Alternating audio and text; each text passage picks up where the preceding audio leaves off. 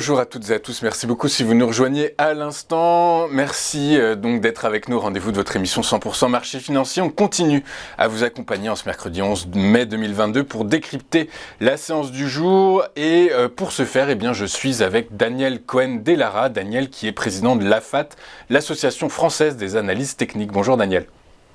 Bonjour Louis-Antoine. Bonjour, merci beaucoup d'être avec nous ce matin. Juste avant de vous écouter, je rappelle que le CAC prend 0,84% et qu'il se situe à 6168 points. Dans cet environnement, quelles sont les valeurs à suivre tout particulièrement? Daniel, on va commencer avec l'indice, le Stock 600 Industrial Goods and Services. Oui, alors c'est un indice qui est tout à fait important puisqu'on y retrouve des sociétés industrielles comme Dassault Aviation, Schneider Electric, Alstom, Airbus, Philips, etc., etc.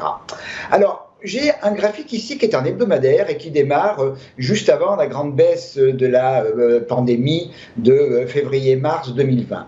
Donc, après le rebond sur un niveau à 353, l'actif est rentré dans une très belle phase haussière et est rentré également très rapidement à l'intérieur d'un canal haussier.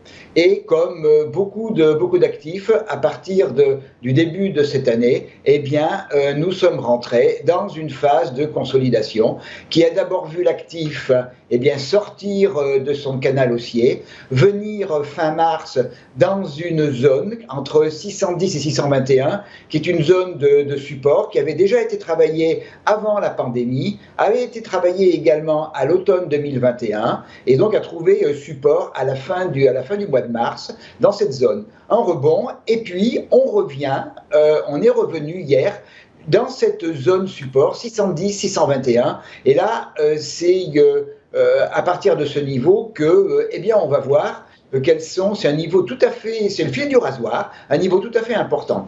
Première possibilité, premier risque, effectivement, en clôture hebdomadaire, on casse 611, et à ce moment-là, on a un niveau en dessous, qui est un gap qui avait été ouvert à l'automne 2020, entre 578 et 580.